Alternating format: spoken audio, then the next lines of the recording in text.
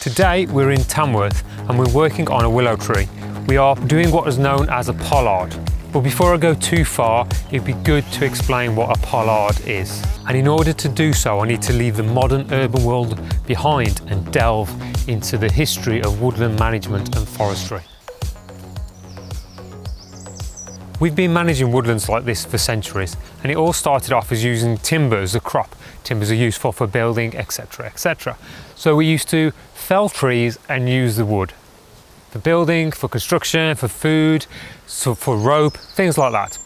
But the trouble is, when you fell a tree, cut it off to ground level, to replace that tree you have to plant a new seed, and then the root's got to establish itself, the tree's got to become established, and that all takes a lot of time.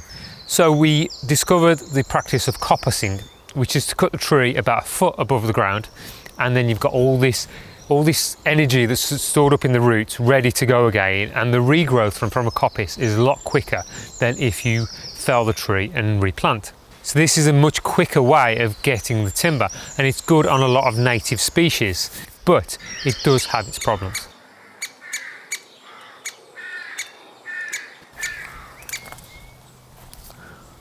Some species lend themselves to being coppiced more than others. So this oak, for example here, this could be coppiced. Ash can be coppiced. Chestnut, sweet chestnut could be coppiced, as well as hazel and a lot of other species. Some, such as beech and a lot of the softwood species, you can't coppice them.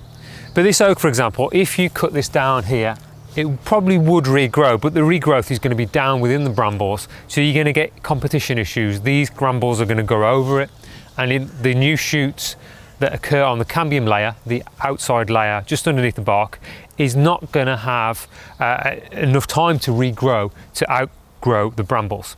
The other issue is it's down at ground level, so it's likely to be eaten by lots of animals, such as deer, as well as voles, rabbits, horses, cows, anything that you might find in a woodland.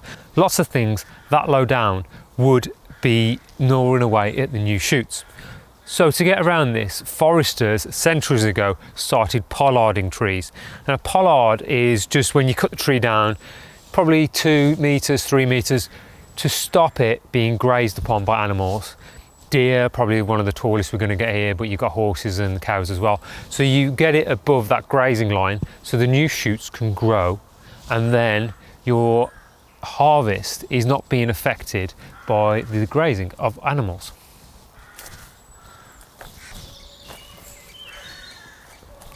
And then of course we all started to migrate into cities, and we took the trees with us. We planted trees around our homes and in the streets that we live.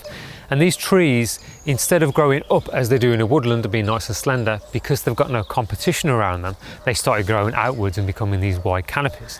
And for a number of reasons, light, because the branches interfered with buildings, buses, overhead cables, we had to manage these trees somehow.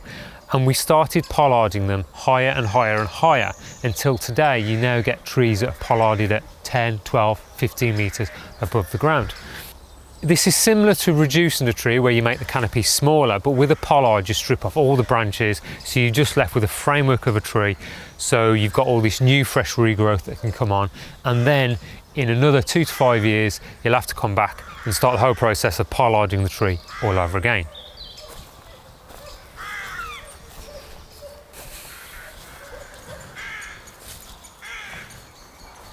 So we've ended up creating these pollards that really are more like reductions, except for the fact that you are removing off all the leaves on the tree.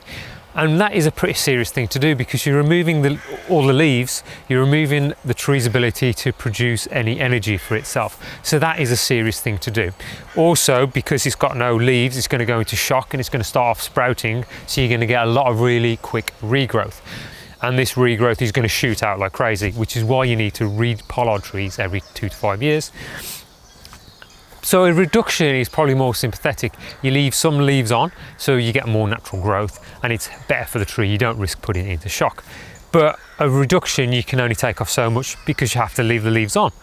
So pollarding, although it's brutal and it looks brutal, it's better than removing the tree completely.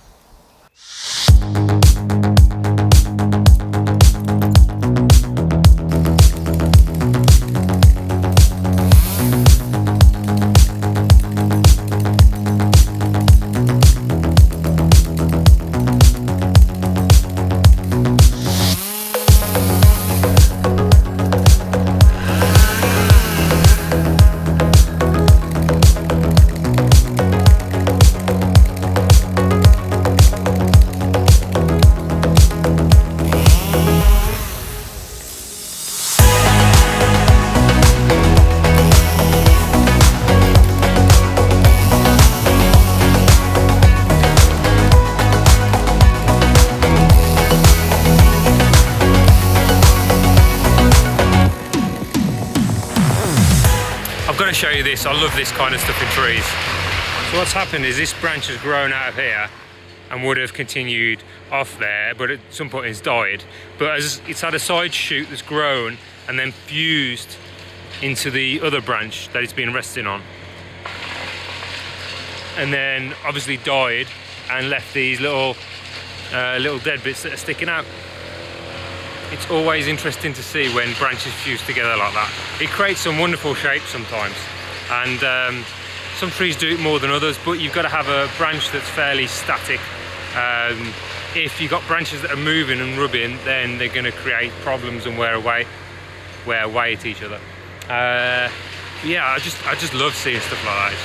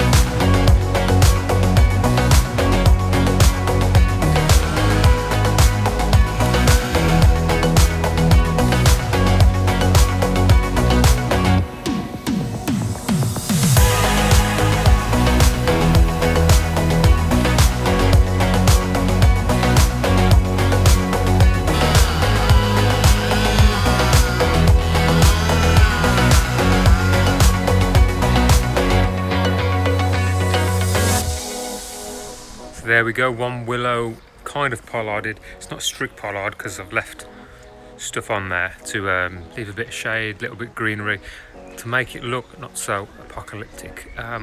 Pollarding is a brutal process, and really you should start it when the trees are young and then carry on doing it every year. But the trees get to a point, particularly willow, they grow so quick that it's either a choice of removal or pollarding it, doing a heavy reduction on it. It will need work in future years just to keep on top of it, to manage it. Yeah, there we go, one willow pollarded. If you've enjoyed this video, then please do subscribe, give it a like, or leave me a comment. I really do love reading the comments from everybody. Thanks for watching, and I'll see you in the next video.